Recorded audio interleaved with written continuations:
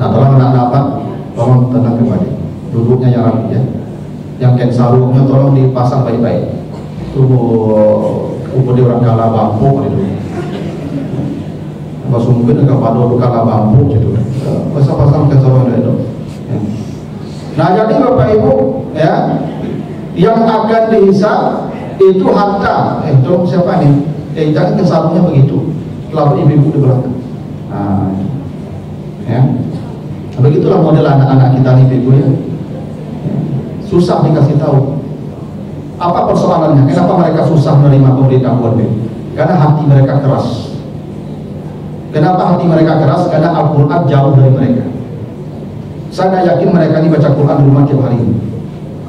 Dan saya yakin ibu-ibu, bapak-bapak membacakan Quran ke mereka ini. Karena sekarang mereka sibuk HP. Tidak ada baca Quran. Itu kenapa anak-anak sekarang ini susah dikasih tahu. Dikasih tahu yang baik mereka melawan. Kenapa? Hati mereka keras. Yang melunakkan hati itu satu Al-Quran. Maka Nabi Yahya pun itu manusia yang paling lembut. Kenapa Nabi Yahya manusia paling lembut? Khuz al-kitab biquwwah wa atainahul hukma sabiyya. Baca di surat Maryam ya, ayat 12. Kenapa Nabi Yahya pun lembut? Karena dia sejak lahir, sejak kecil didekatkan dengan Alkitab oleh Nabi Zakaria. Karena dia diberikan hikmah. Hikmah itu perasaan yang lembut, yang sensitif. Orang kalau punya hikmah bijak, tahu jari yang jogen dia. Tidak perlu mengecek kali anak-anak itu kalau hikmahnya ada. Zaman siswa, orang kalau orang awak kalau ketik-ketik dulu menjadi seri yang orang kawal takut itu. Seri yang jadi orang gadang kawan, awak mana kupai itu. Kini ibu disapu di hari mengulang-ulang kawan. Ya Pak, lagi tahu Pak melawan kawan. Cuma percaya Pak, aku guru-guru ini Pak paling stres. Jadi guru paling stres Pak. Sehingga guru gini kok Pak, bahasanya Pak tuang lah, kebodohan, kesanjian, kesalahan gaji dia kurang lah. Kalau dia sertifikasi jalan, itu Pak prinsip guru gini Pak. Kalau anak-anakku susah jadi tahu, diberitahu yang baik tak mau. Wajahnya pun melawan Pak bentuknya. Jadi waktu saya kasih tahu banyak wajah melawan Pak. Aku kan guru Pak, berpuluh tahun menjadi guru. Tahu aku mana anak yang lulus menerima nasihat, yang wajahnya membangkang nampak. Ya kan? Kesalahannya bukan pada mereka, kesalahannya pada rumah, orang tua di rumah. Tidak pernah menggunakan hati anak kita. Itu kesalahannya. Kesalahannya bapak ibu yang salah, bukan dia yang salah. Karena anak itu tidak pernah hatinya dilembutkan. Melembutkan hati anak itu satu saja, Al-Quran bacakan ke mereka. Bacakan Quran. Hatinya lembut. Kenapa? La yamassuhu illal mutahharun. Kalau orang baca Quran, mendengarkan Al-Quran, jiwanya akan bersih. Bila jiwanya bersih, dia akan sensitif. Ada sebagian ibu-ibu mau sensitif. Ampun macam cantik seria, kemudian mota atau mota itu apa? Harusnya ibu sensitif tuh. Kalau dekat panjang cari kamu, ibu kan dua udah ke tujuh itu. Berarti mota deh. Kadang kalau macam cantik, ibu kan mota tapi. Itu ibu-ibu contoh baju di hasil rumah Pak. Ya.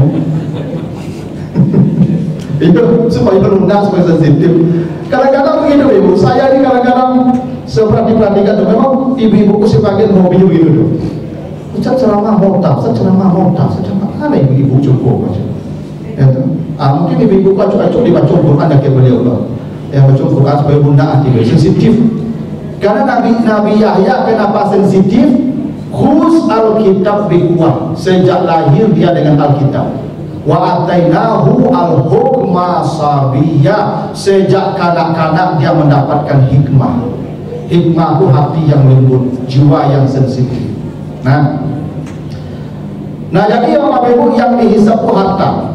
Makanya Bapak Ibu orang kaya kata Nabi terlambat masuk surga 500 tahun. Orang kaya terlambat masuk surga 500 tahun. Kenapa? Bukan biar ke neraka. Menjawab pertanyaan itu sulit. Ibu bapak kalau pergi ke mall supermarket, makin banyak ke gerobak itu masuk barang-barang lampu dikasih ke dekat itu ya loh. Mencak ada pagi barang itu dosa.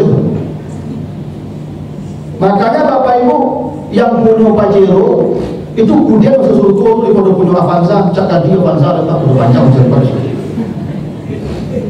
Ya bagi aku mana tu Pak? Pasal itu anak-anak itu ragu Pak, balik tu kan tanggung jawab apa saya kalau kamu. Apa yang waktu tiga tu lambe masuk surga saya kalau kamu. Siapa bagi cepet?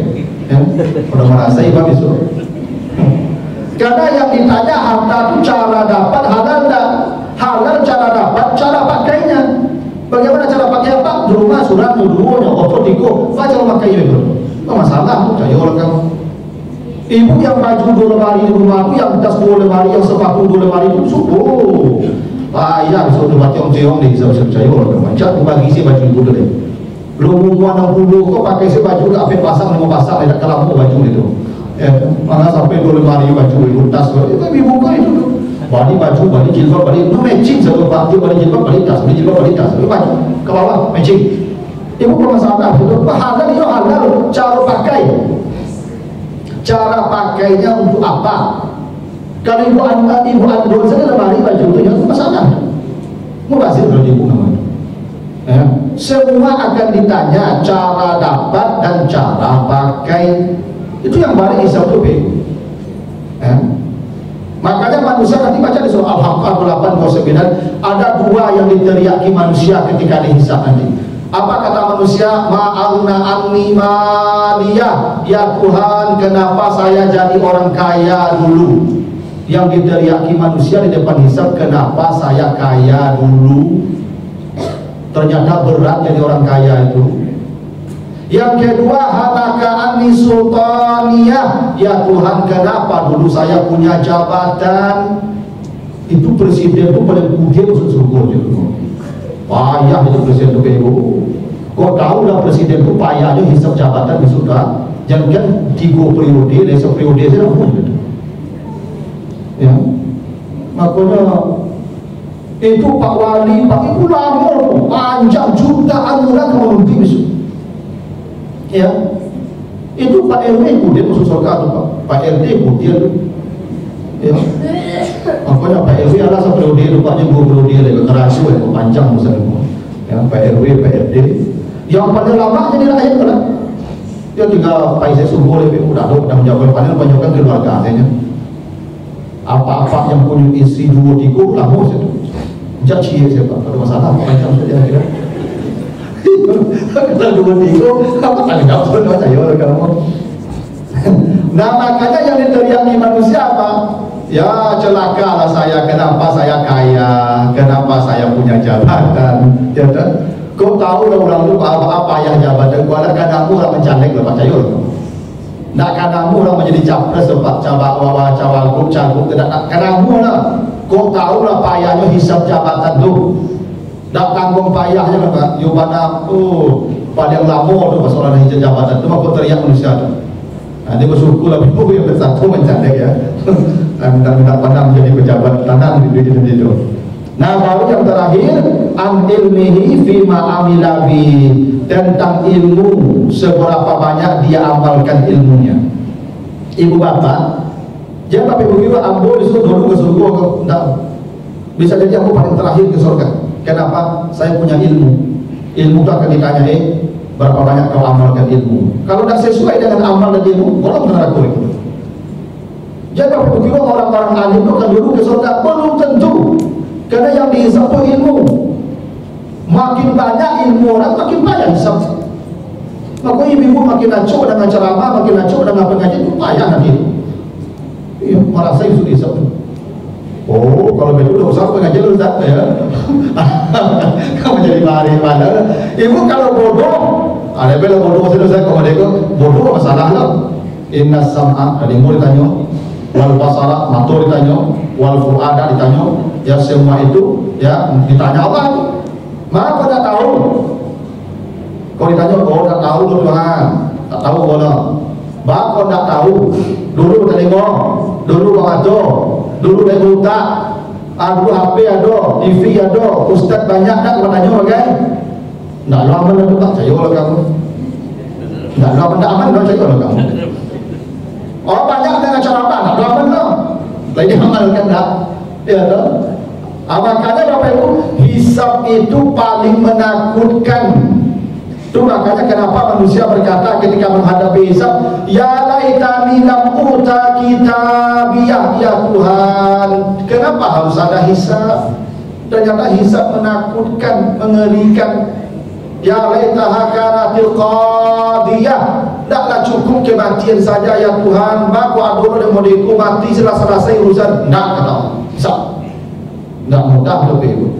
Nah, itulah yang akan kita hadapi yang disebut dengan hisab. Nah, yang penting Bapak Ibu mulai sekarang tolong siapkan jawabannya. Harta, siapkan jawabannya. Umur, siapkan jawabannya. Masa muda, siapkan jawabannya. Ilmu, siapkan jawabannya. Jawaban yang paling ringan apa? Apa jawaban yang paling ringan Bapak Ibu? Inna a'tainakal kautsar fashalli lirabbika wanhar. Sesungguhnya kami telah memberikan kepadamu nikmat yang banyak. Salat. Ternyata yang mempercepat hisab nikmat yang banyak tadi Al-Kautsar, salat. Selama Bapak Ibu menjaga salat, selesai sudah, aman hisab. Makanya kata Nabi, amal pertama yang dihisab salat. Selamat dia salat, selamat semua. Makanya ada sahabat buta mengadu, ya Rasulullah, ana rajulun a'ma, saya buta. Wala ahada yaquluni ilal masjid, tidak ada yang mengantar ke masjid. Saya hidup sebatang kara, anak tak punya, istri tidak ada, keluarga tidak ada, buta. Bolehkah saya salat di rumah sendiri? Kata Nabi, hal sami'ta tidak, telingamu mendengar azan dah? Sami'tu ya Rasulullah, saya dengar azan ya Rasulullah. Fa'ajib, engkau ke masjid salatnya. Kenapa? Supaya hisab telingamu menjadi mudah. Kenapa kau punya telinga? Bapak Ibu sehat matanya, sehat telinganya, sehat kakinya, rumah di dekat masjid, kok hujan payung ada, kok jauh oto ada. Apa alasan nanti menghadap Allah kalau tidak ke masjid salat? Apa alasannya?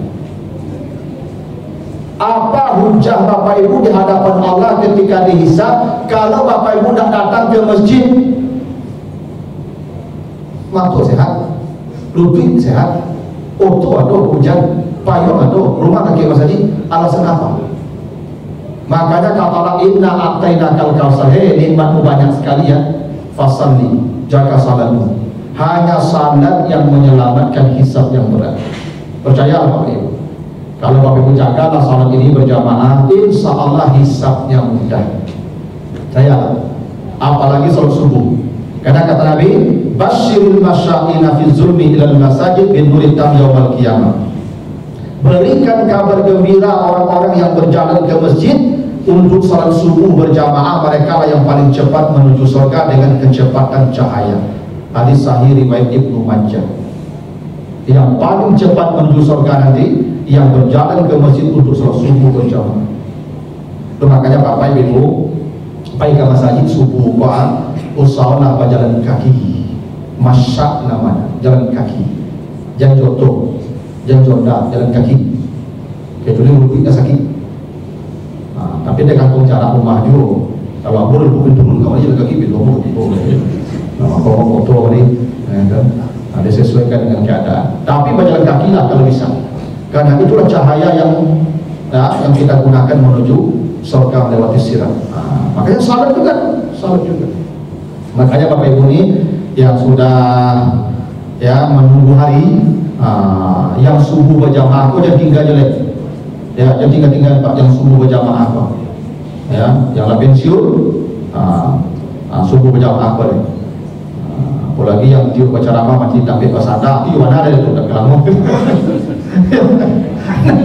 Nah begitu lalu Bapak Ibu, mudah-mudahan ada manfaatnya. Kalau yang kurang berkenan, subhanakallahumma wa bihamdika, asyhadu an la ilaha illa anta, astaghfiruka wa atubu ilaika. Wassalamualaikum warahmatullahi wabarakatuh.